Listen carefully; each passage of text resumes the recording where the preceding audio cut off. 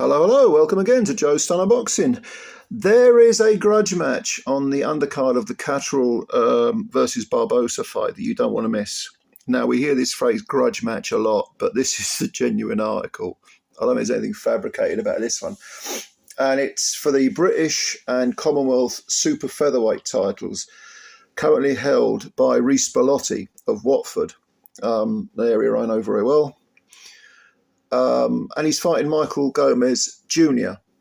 Now, this fight was due to take place last year and was cancelled at the 11th hour. In fact, it was cancelled about 1 minute to midnight because Gomez was taken ill in the changing rooms and the doctor ruled him out. But Bellotti was not happy about this. Oh, no. Well, and, why would he be? He's done a full training camp. If you don't fight, you don't get paid. And he went into a rage about this. He said, I think he was talking to Tony Bellew. He said, I'll read a few quotes. He said, "You fucking swallowed it." In my last fight, this is Bellotti talking about his previous fight against Levi Giles. My hand was so mashed up. I got told by my physio, "Don't take the fight, your hand's mashed." I said, "I signed the fight, I'm fighting him. I'll do him with one fucking hand. I don't give a shit." So that, in other words, I'm a fighting man and injuries shouldn't stop me from fighting. And he said of Gomez for pulling out, he said, he sold 1,000 plus tickets and now you've got to tell all my mates, "Oh, sorry, my team pulled me out. You sound like a pussy. You melted. Fact." And DAZN, of course, had to apologise for this rant, this profane rant. Now, this is, apart from this bad blood, I think this is a really good matchup anyway, because Bellotti really has resurrected his career. At one point, there was talk of, sort of grooming him to be a world title fight. I was sitting ringside for his first defeat. That was against Ryan Doyle. That was back in 2018. He got stopped in 5 rounds, and he was on the floor. He wasn't stopped on his feet. It was, it was a little bit of an upset. It was an upset. Yeah, Ryan Doyle was sort of disappeared. He held that was for the Commonwealth title, and down at featherweight, the Commonwealth title that Bellotti held. And then he had, I think, 1 6-rounder, and then he came back and he lost a split decision to Ryan Walsh for the British featherweight title. And then he had another little journeyman fight, and then he lost 3 on the bounce, not 4, 3 on the bounce. He lost to Francisco Grandelli. That was over in Italy for one of those WBC international trinkets. He then lost to Jordan Gill, 10-round decision, and he got stopped by Ray Ford in 3. No shame in being stopped by Ray Ford, he's world champion. But so it clearly his career seemed to be winding down. And then he fought Dean Dodge for the Southern Area super featherweight belt, and he won it in 7 rounds. So he dropped back down to small hall level and started to rebuild. He then had a very good 10-round win over Youssef Humani, who at the time was 15-1-1. That was an upset, 10-round upset. Humani was, again, supposedly the guy who was going to win it. No. Right-hand side of the bill, that's what Bellotti was. He sprang the 10-round upset. He then sprang another upset when he forced Akib Fiaz to retire after 8 rounds. Fiaz was undefeated in 12. And then he beat Liam Dillon. Oh, by the way, the Fiaz fight was for the Commonwealth super featherweight belt. So that meant that Bellotti had become a 2-weight Commonwealth champ, which is a good achievement in itself. He then fought Liam Dillon, won a 12-round decision, and picked up the British title at super feather. Then he fought Levi Giles, defended it, and then he was supposed to fight Gomez Jr., which means that Bellotti's at 34 years of age, Bellotti, orthodox fighter, his record is now 19 wins with 14 KOs and 5 defeats. And he's been stopped twice, Ray Ford and Ryan. What's his name? Ryan. This is what happens when you get older, you forget names. The bloke I just mentioned. Ryan Doyle. He, those are the 2 people that have stopped him. But that record, 19-5, probably it probably doesn't indicate just how good Bellotti is, because at British level, Bellotti's fought a lot of good men, and if he wins the fight against Gomez Jr., he'll only be one fight away from holding the Lonsdale belt outright. I think that's right, isn't it? No, he might need two, because nowadays you've got to make 3 defences. In the old days, it was 3 fights, including the title win, but now it's 3 defences. So no, I think he'll need. I think he'll need another one after this. I don't know. Maybe I'm wrong about that. But anyway, my point is that Bellotti is a good fighter, a good domestic level fighter, very good. And the 19-5 record doesn't really indicate his abilities. And he's also a guy who has improved, incrementally improved and learnt from his defeats. And, is by far a better fighter than he was 5 years ago. He's matured. He's got the ring experience. He's been knocked down. He gets up. He comes back. He's been in that dark place and he's come through it. Now, that's a sign of a real fighting man, someone with a lot of mental strength. To come back, to rebuild, to go back to small hall level and rebuild. You must really love the game. And he's very, very good. A very, very good fighter. Now, Michael Gomez Jr. is the son of Michael Gomez. No surprise there. And if you're old like me, you will remember Michael Gomez Sr. being an absolute warrior, to the point where I believe he's now suffering from dementia. Some give all, as they say.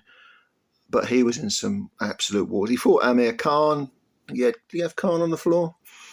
Got stopped. He's probably best known for an absolute barn burner against Alex Arthur for the British title. And he knocked Arthur out, I think, in the 5th round. But what an incredible war that was. Arthur was undefeated at the time. Were they both undefeated? They might have both been undefeated at the time.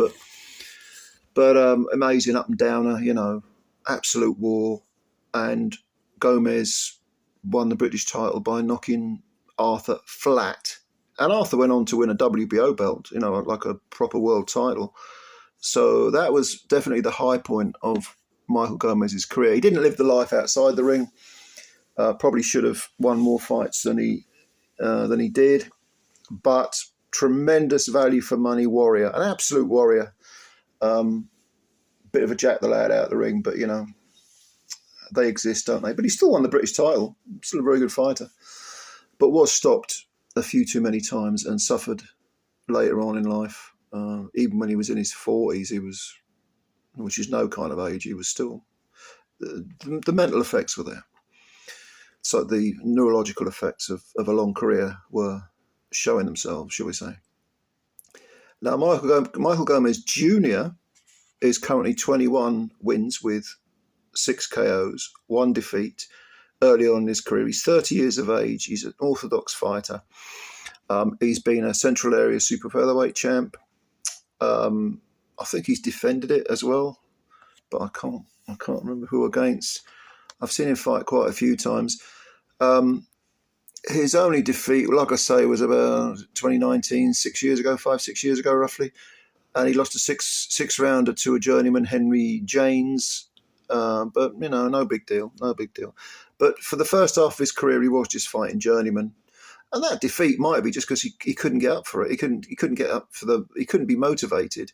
You can say, well, you're a professional, you're supposed to be motivated at all times. I do agree with that.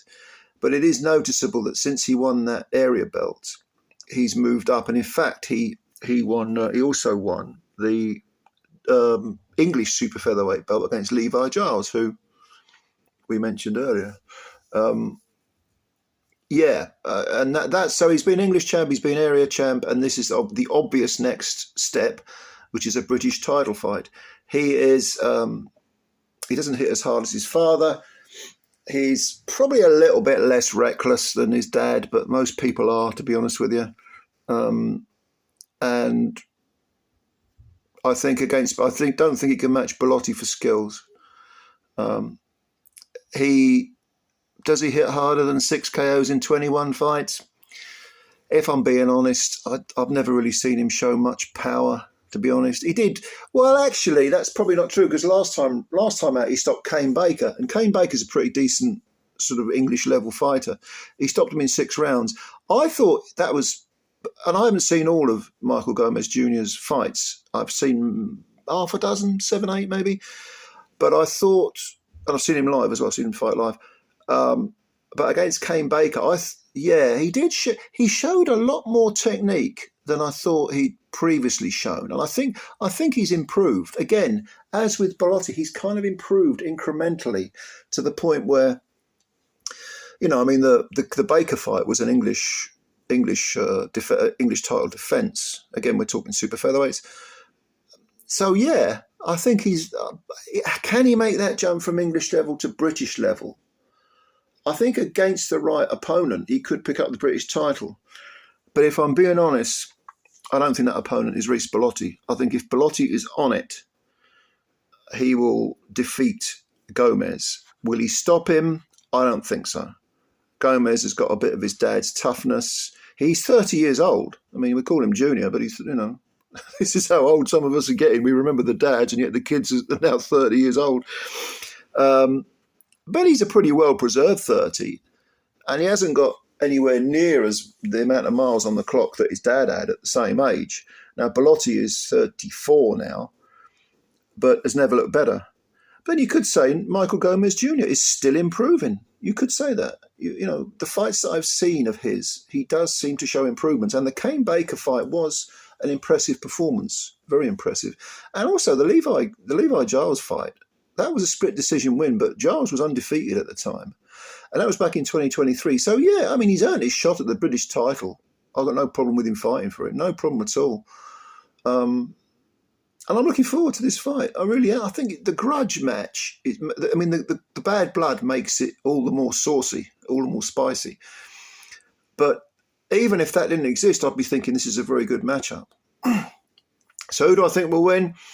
I think Bellotti will basically use his technique and his skills to control the range, control the tempo of the fight. Gomez will have to come find him.